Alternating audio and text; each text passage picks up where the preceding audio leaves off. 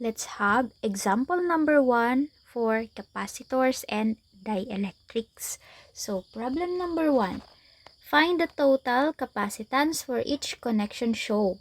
So, meron tayo ditong tatlong capacitors. So, yung capacitor 1 merong 10 farad, capacitor 2 merong 5 farads, and capacitor 3 ay merong 4 farads. So, tignan mo mabuti yung connection. So, ano ba siya? Series or parallel? Sabi natin, kapag nagdudugtungan lang yan, okay po, dugtong-dugtong lang yung capacitors, ang tawag dyan is series.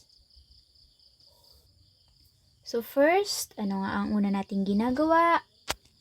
Tinitignan natin or hinahanap natin yung given. So, meron tayong capacitance 1 which is 10 farad, capacitance 2 which is 5 farads, then capacitance 3 which is 4 farad.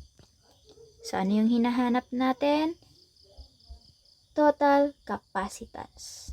So, ano yung formula natin sa capacitance when it comes to series connection? Meron tayong C total is equal to 1 over C sub 1 plus 1 over C sub 2 plus 1 over C sub 3. Lagay natin 1. Okay, so ano ba yan? Paano ba yan? Isa-substitute na lang natin. So, 1 over capacitance at 1 is 10 farad plus 1 over capacitance 2 is 5 farad. Then, last capacitance at capacitor 3 is 4 farads. So, isolve na natin. Total capacitance is equal to, so we have 1.82 farads. So, yan yung total capacitance ng tatlong capacitors na connected sa series connection. So, what if lagyan natin ng voltage yung tatlong capacitor? So, lagyan natin ng voltage 1 is 1.5 volts.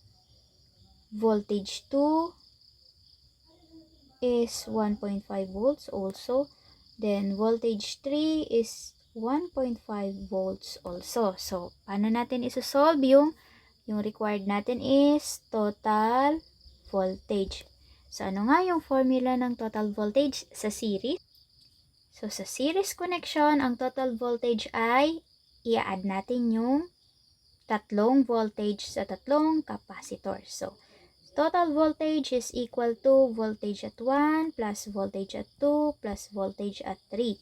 So, madali lang yan. Voltage 1 is 1.5 volts plus voltage 2 is 1.5 volts also plus voltage at 3 is 1.5 volts also. So, total voltage is equal to ilan? 1.5 plus 1.5, 3 plus 1.5, 4.5 volts. So, yan yung total voltage sa tatlong capacitors. So, what if kunin din natin yung individual charge? Okay, so tingnan natin kung ilan yung charge na pwedeng ma-store ng mga capacitor. So, how about the charge? Kaya na ba nating makuha yung total charge? Sabi natin, sa series connection, meron tayong formula na total charge is equal to charge at 1 equals to charge at 2 equals to charge at 3. So, kaya na ba? Ibig sabihin, kung makuha natin yung charge total, alam na natin yung charges sa tatlong capacitors. So, para makuha yung charge, meron tayong formula na C is equal to charge over voltage. Okay po, so yan yung pwede natin gamitin. So, since meron na tayong total capacitance, total voltage, pwede na nating makuha yung total charge. So, yung magiging formula, cross-multiply, or pwede din nating substitute, pero i-cross-multiply na natin. So, magiging Q equals CV, or lagyan natin ng apelyido dahil ang hinahanap natin is total charge, lagyan natin ng T. So, yung capacitance natin, total capacitance din, and yung voltage natin is total voltage din. So, ganun yung magiging formula natin. So, what's next? Lagay na natin dito, isa-substitute lang natin. Q sub T is equal to C sub T multiplied by V sub T. Okay, so substitute lang. Total capacitance is 1.82 farad multiplied by total voltage na 4.5 volts. So, yung total charge na kayang i-store ng tatlong capacitors is 8.19.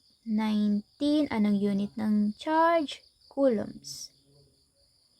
So, yan yung total charge. Sa madaling sabi, kung ano yung charge total, yun na din yung magiging charge sa tatlong capacitors. So, lagyan natin, total charge is equal to charge at 1 equals to charge at 2 equal to charge at 3 is equal to 8.19 coulombs.